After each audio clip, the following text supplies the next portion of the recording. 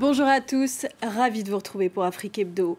Le Kenya teste un nouveau traitement par injection contre le VIH. Plus facile à administrer, il pourrait changer le quotidien d'1,5 million de personnes séropositives dans le pays. Dans son nouvel album, il s'adresse à la jeunesse africaine pour parler d'immigration et de religion. La légende du reggae, Tiken Jah Fakoly, est notre invité. Pour finir, nous irons au large de la Tanzanie, sur l'île de Kokota, où un homme a réussi à redonner vie aux forêts.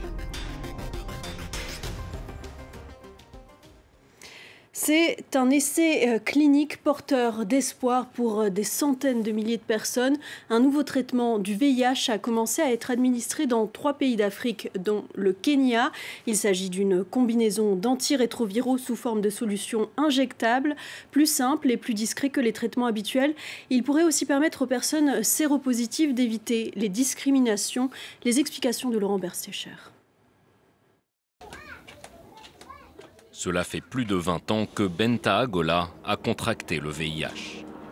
Chaque jour à la même heure, elle doit ingérer un mélange de comprimés, un traitement à vie qu'elle ne peut pas dissimuler à ses proches. Ça n'a pas été facile. Je dois avoir mes médicaments sur moi tout le temps et m'assurer de les prendre chaque jour. Nombre de patients sont découragés par cet effort quotidien qui les oblige à dévoiler leur maladie. Mais un nouveau traitement à base d'injections pourrait bientôt changer la donne.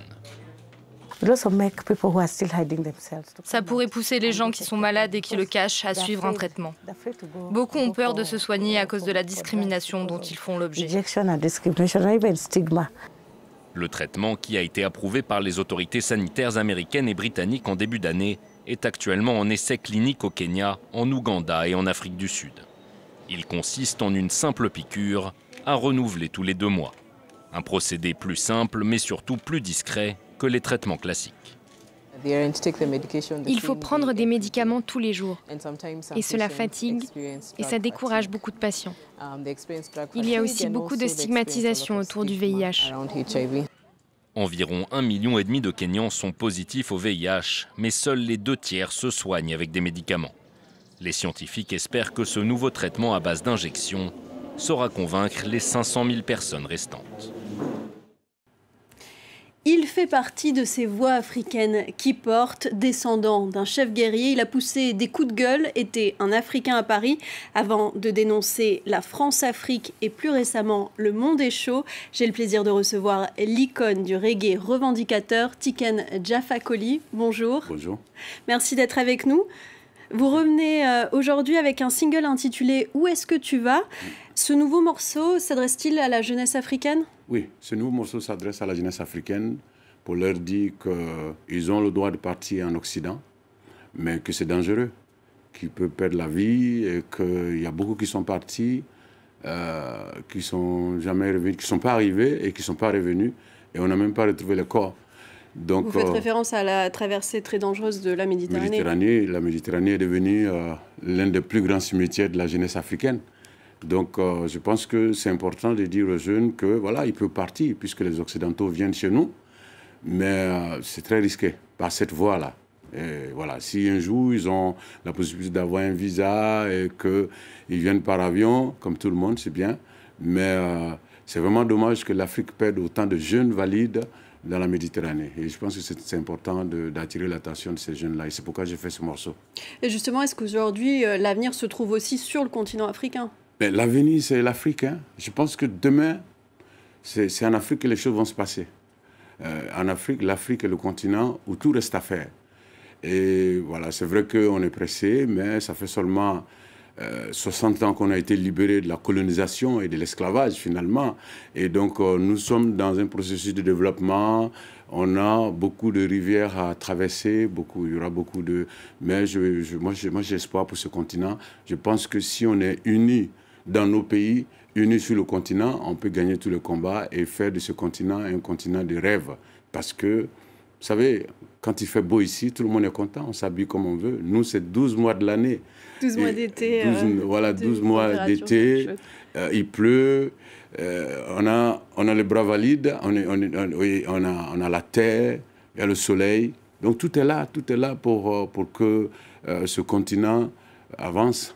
Mais je ne pense pas que ce soit une bonne idée, enfin que c'est en partant qu'on peut changer ce continent. Parce que quand vous fuyez l'Afrique, vous dites qu'il y a la corruption, mais vous allez travailler en France ou aux États-Unis, quand vous revenez 20 ans après, la corruption est là. Et moi, je pense qu'il faut se mettre ensemble pour pousser nos politiques, pour défendre nos droits, pour combattre la corruption, régler les problèmes. Moi, je pense que c'est ça la solution. On va reparler de votre engagement politique, mais on va tout d'abord écouter un extrait donc, de votre nouveau single « Où est-ce que tu vas ?» Nombreux se sont perdus en route, à croire à un miracle. Nombreux ont connu la déroute. Combien de mères ne reverront jamais leur fils? Combien de mères pleurent ceux qui sont partis? Où est-ce que tu vas? Toi-même, tu ne le sais pas. Où est-ce que tu vas? Toi-même, tu ne le sais pas. La traversée est dangereuse. Le reggae, vous en êtes aujourd'hui l'un des gardiens. Vous avez construit une ambassade Rastafari à Yopougon en Côte d'Ivoire. Qu'est-ce qu'on trouve dans votre ambassade ? Dans l'ambassade reggae à Yopougon, qui s'appelle Radio Libre, nous avons 2 salles de répétition, la seule bibliothèque reggae d'Afrique, une radio FM. Et nous avons un studio d'enregistrement et c'est dans ce studio d'ailleurs que j'ai enregistré mon précédent album, Le Monde est chaud, et que j'ai enregistré celui qui va sortir très bientôt.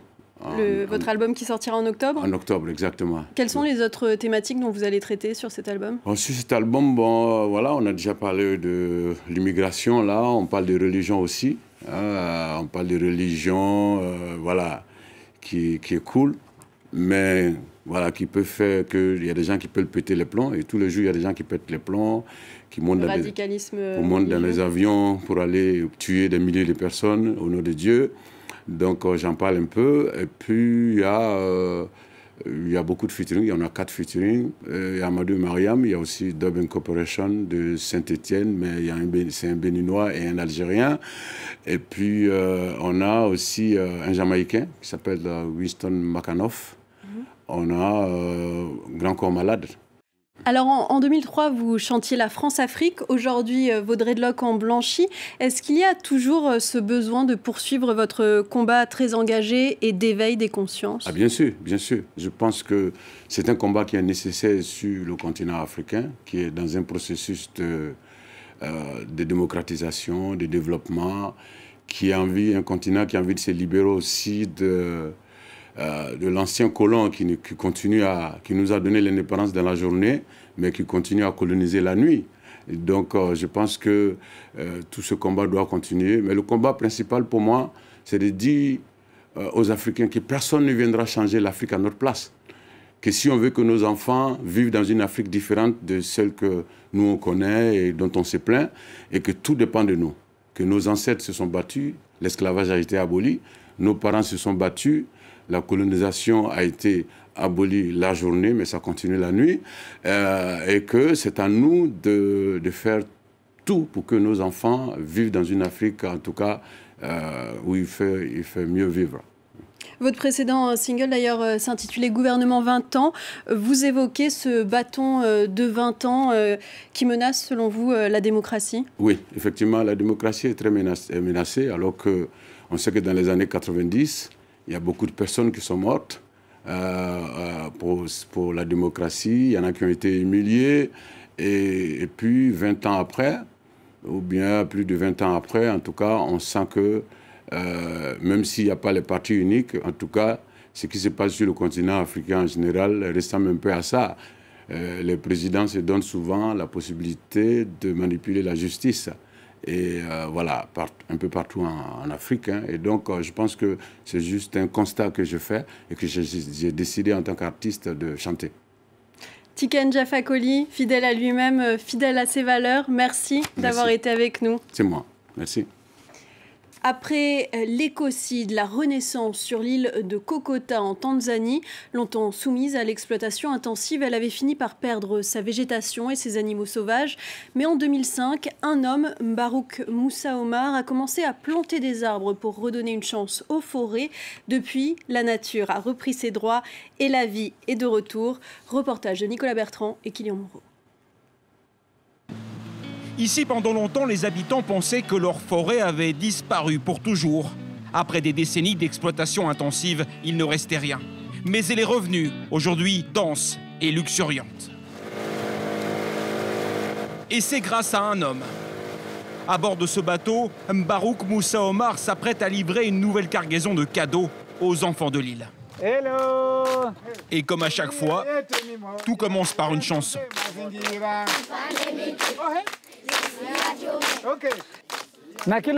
Chacun va prendre des arbres dans le bateau pour aller les planter, vous avez compris? Moi, je ne leur apporte pas des bonbons, des gâteaux. Ça, c'est bien plus important pour la communauté, et spécialement pour la nouvelle génération de Kokota. Voici la clairière où ils vont planter aujourd'hui.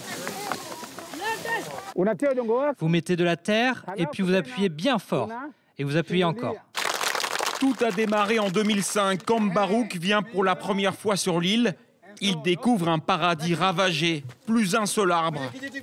Et sans leurs racines, l'eau de pluie ne restait pas dans le sol, la température avait augmenté, les animaux sauvages avaient disparu.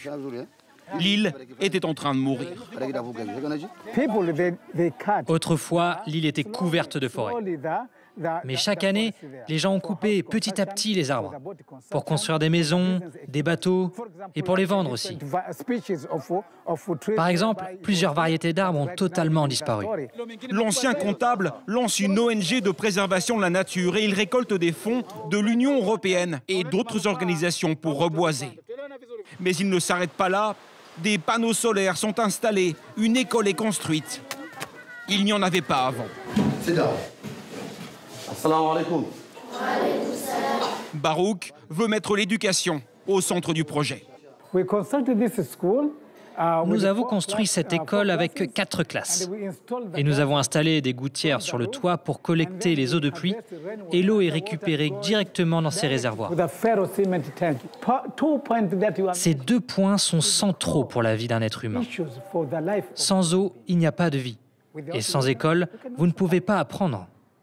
Et vous restez dans l'ignorance. 600 personnes vivent aujourd'hui à Kokota. Ceux qui voulaient quitter l'île il y a encore quelques années ont décidé de rester. La qualité de vie ici est désormais supérieure aux autres îles et villages de la région.